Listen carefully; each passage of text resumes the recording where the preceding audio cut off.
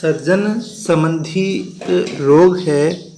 ठीक है, पिछले वीडियो के अंदर हमने यूरेमिया, ग्राउट रोग, वृक्क पथरी, ब्राइट का रोग या ड्रोफी रोग भी कहते हैं, और ग्लाइकोयूरिया, ये 5 जो रोग हैं वो पढ़ लिए थे।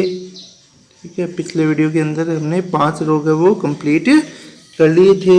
अगला जो रोग है वो है डिसयूरिया। अगला जो रोग का नाम है, छठा रोग उत्सर्जन संबंधी रोग है, वो है डिसयूरिया। ठीक है, डिसयूरिया रोग क्या होता है? मूत्र त्यागने में दर्द। इस रोग के अंदर, डिसयूरिया रोग के अंदर मूत्र त्यागने में दर्द होता है। ठीक है, अगला रोग है, उसका नाम है पोलीयूरिया। पोली यानी बढ़ना, बहुत ज़्यादा। ठीक है, अधिक। यूरिया यानी यूरिया की मात्रा अधिक होना। तो मूत्र का आयतन बढ़ जाता है, मूत्र के आयतन में यूरिया की मात्रा है वो अधिक हो जाती है, इसलिए इस रोग को पोलीयूरिया रोग है वो कहा जाता है। तो पोलीयूरिया रोग है, इसमें क्या होता है, मूत्र का आयतन है वो बढ़ जाता है, मूत्र के अंदर यूरिया की जो मात्रा है वो बढ़ जाती है। ठीक है, अगला रोग है ओलिगोयूरिया। ओलिगोयूरिया में मूत्र की मात्रा सामान्य से कम हो जाती है। ओलिगोयूरिया के अंदर मूत्र के अंदर जो मूत्र की मात्रा है, उसका आयतन है वो सामान्य से कम हो जाता है। ठीक है, अगला रोग है प्रोटीनोयूरिया। प्रोटीनयूरिया, प्रोटीनयूरिया, मूत्र में प्रोटीन की मात्रा अत्यधिक होना, अधिक होना प्रोटीनयूरिया कहलाता है। यदि मूत्र के अंदर प्रोटीन की मात्रा अधिक होती है तो इसे प्रोटीनयूरिया कहा जाता है। हीमेटोयूरिया। हीमेटोयूरिया में क्या होता है, मूत्र के साथ आरबीसी का निष्कासन, मूत्र के साथ है लाल रक्त कणिकाएं हैं रक्त की, वो भी निकलती है। तो मूत्र के साथ जब खून आता है, रक्त आता है, तो इस रोग को हीमेटोयूरिया रोग कहा जाता है। मूत्र के साथ रक्त आना, खून आना क्या कहलाता है, हीमेटोयूरिया रोग। ठीक है, अगला है पाइयूरिया।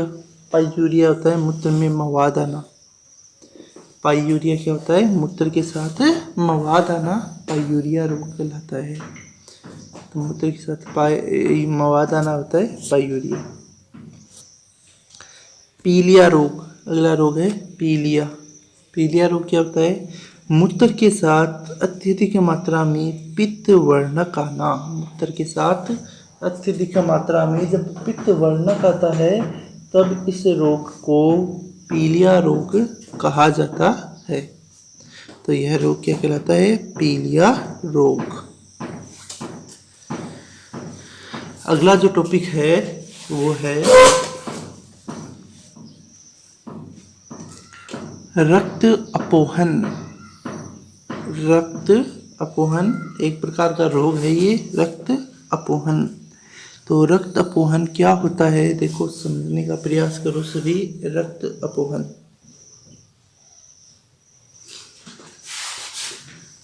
वृक्क जब अपना कार्य करना बंद कर देते हैं, कि जब वृक्क है, किडनी है, वो अपना काम करना बंद कर देंगे, बंद कर देते हैं, तब तो रक्त में यूरिया की मात्रा बढ़ जाती है। तो रक्त जब वृक्क अपना काम करना बंद कर देंगे तो रक्त के अंदर यूरिया है उसकी मात्रा है वो बढ़ जाएगी। इसे यूरेमिया कहते हैं, और ये हमने पहले ही पढ़ चुके हैं कि जब रक्त के अंदर यूरिया की मात्रा बढ़ जाती है तो इसे यूरेमिया रोग कहते हैं। सबसे पहला रोग यही पढ़ा था हमने। यूरिया व अन्य अपशिष्ट पदार्थों को शरीर से बाहर निकालने के लिए कृत्रिम वृक्कीय युक्ति की आवश्यकता पड़ती है। फिर क्या होता है, अब यूरिया जो शरीर, रक्त के अंदर यूरिया की मात्रा है वो बढ़ चुकी है। अब इस यूरिया को शरीर से बाहर निकालना आवश्यक है, क्योंकि यूरिया एक अपशिष्ट पदार्थ है। तो यूरिया व अन्य अपशिष्ट पदार्थों को शरीर से बाहर निकालने के लिए कृत्रिम वृक्कीय युक्ति की आवश्यकता पड़ती है। कृत्रिम यानी मानव निर्मित। उर्वरक की युक्ति की आवश्यकता होगी। इस क्रिया को रक्तपोहन या हीमोडायलिसिस कहते हैं। और यही क्रिया क्या कहलाती है?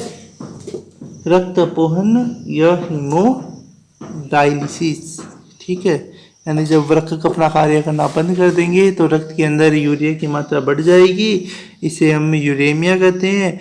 तो शरीर में से जो रक्त में से यूरिया और अन्य अपशिष्ट पदार्थ है उनको बाहर निकालने के लिए एक कृत्रिम वृक्क की युक्ति की आवश्यकता होगी, और इसे ही रक्तपोहन या हीमोडायलिसिस कहते हैं। ठीक है, अब इसकी क्रिया किस प्रकार होती है वो देखो सभी।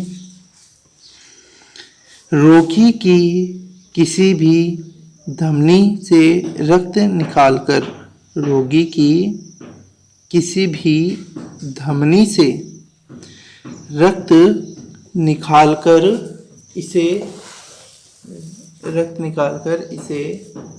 0 डिग्री सेंटीग्रेड तक ठंडा कर इसमें हिपेरिन नामक प्रतिस्कंदक मिलाया जाता है। तो सबसे पहले क्या किया, रोगी के शरीर से रक्त निकाला, रक्त धमनी में से रक्त निकालकर उसको 0 डिग्री सेंटीग्रेड तक ठंडा किया और इसमें एक हिपेरिन पदार्थ मिला दिया। हिपेरिन प्रतिस्कंदन पदार्थ होता है, हिपेरिन है, यह रक्त का थक्का जमने नहीं देता है, यह हिपेरिन है वो रक्त के अंदर मिला दिया।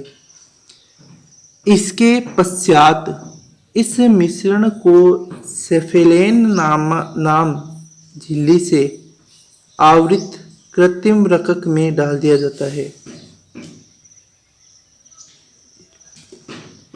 सेफेलिन नामक। इसके बाद क्या करेंगे, जो रक्त वाला मिश्रण है इस मिश्रण को सेफेलेन नामक झिल्ली होती है, ठीक है, सेफेलेन नामक झिल्ली से आवृत, यानी एक कृत्रिम वृक्क लिया, इस कृत्रिम वृक्क के चारों ओर सेफेलेन झिल्ली है वो आवृत है। इस कृत्रिम वृक्क के अंदर इस रक्त को डाल देंगे, इस विलेन को डाल देंगे, जो रक्त हमने लिया है बाहर से इसको डाल देंगे।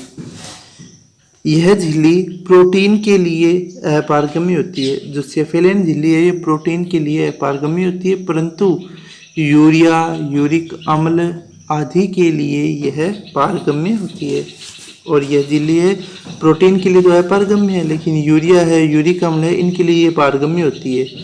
इस प्रकार उत्सर्जी पदार्थों को मुक्त करने की प्रक्रिया डायलिसिस या अपवहन कहलाती है। और इस प्रकार ये वो कृत्रिम वृक्क है वो लगा देंगे और इससे रुधिर में से जो यूरिया वगैरह है वो अलग हो जाएगी, और इस प्रकार से अलग करना यूरिया को रक्त से वो कहलाती है रक्त अपवहन या डायलिसिस।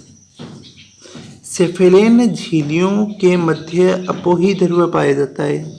जो सेफेलेन झिल्लियाँ हैं इन झिल्लियों के बीच में अपोहीनी ध्रुव होता है जिसमें उत्सर्जी पदार्थ आते हैं, और इसके अंदर उत्सर्जी पदार्थ आते हैं। इसके पश्चात रोगी वृक्क शिरा में से रक्त निकालकर इससे एंटीपिरिन मिला दिया जाता है। इस प्रकार यूरेनिया रोग से ग्रस्त व्यक्ति की जान बचाई जा सकती है। और रक्त अपवहन है, इस रक्त अपवहन की क्रिया के द्वारा जो यूरेमिया रोग से ग्रसित व्यक्ति है उस व्यक्ति की जान है वो बचाई जा सकती है रक्त अपवहन की क्रिया के द्वारा।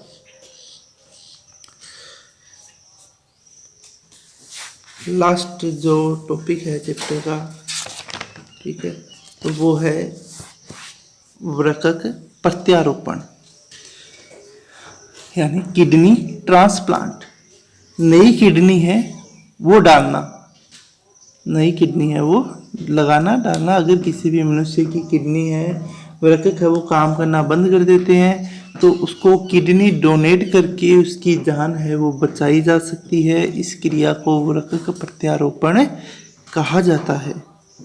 ठीक है, तो क्या होता है वृक्क प्रत्यारोपण? देखो, यदि किसी व्यक्ति की किडनी खराब हो जाए या काम करना बंद कर दे, यदि कोई भी व्यक्ति है उस व्यक्ति की किडनी खराब हो गई या काम करना किडनी ने बंद कर दिया, तब उस व्यक्ति में किसी दूसरे व्यक्ति की किडनी स्थानांतरित की जा सकती है। तब हम उस व्यक्ति के अंदर किसी दूसरे व्यक्ति की किडनी है वो स्थानांतरित कर सकते हैं। इस प्रक्रिया को वृक्क प्रत्यारोपण कहते हैं। तो किसी दूसरे व्यक्ति की किडनी है वो अन्य व्यक्ति में स्थानांतरित करने की क्रिया ही वृक्क प्रत्यारोपण कहलाती है। किडनी देने वाले व्यक्ति को वृक्क दाता कहा जाता है। जो किडनी देता है उस व्यक्ति को वृक्क दाता कहेंगे। सामान्यतः किडनी निकटवर्ती संबंधी द्वारा दी जाती है। और सामान्यतः क्या होता है, जो निकटवर्ती संबंधी होते हैं, एक ही परिवार के जो सदस्य होते हैं, उनके द्वारा किडनी है वो दी जाती है। क्योंकि निकटतम संबंधी व रोगी के ऊतक व रक्त में परस्पर समानता होती है। क्यों दी जाती है? क्योंकि रोगी के जो रक्त है, ऊतक है, उसका जो संबंधित है, उसका माता पिता हो, बेटा हो, बेटी हो, भाई हो या बहन हो, कोई भी पास संबंधित रिश्तेदार हो, उसके ऊतक और उसका रक्त है वो उस व्यक्ति से समानता रखते हैं। यदि किसी दूसरे व्यक्ति की किडनी दी जाए तो रोगी का प्रतिरक्षा तंत्र इसका विरोध करता है। अगर कोई दूसरे व्यक्ति की किडनी दी जाए तो व्यक्ति का प्रतिरक्षा तंत्र इसका विरोध करेगा, जिससे व्यक्ति की मृत्यु हो सकती है। अतः किसी दूसरे व्यक्ति की किडनी दी जाए तो उससे पहले विभिन्न औषधियों द्वारा रोगी के प्रतिरक्षा तंत्र को निष्क्रिय किया जाता है।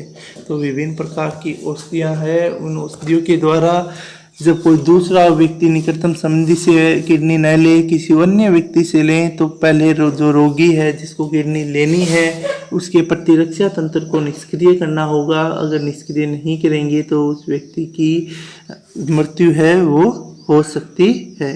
तो ये अपना चैप्टर है वो यहाँ पर कंप्लीट हो चुका है।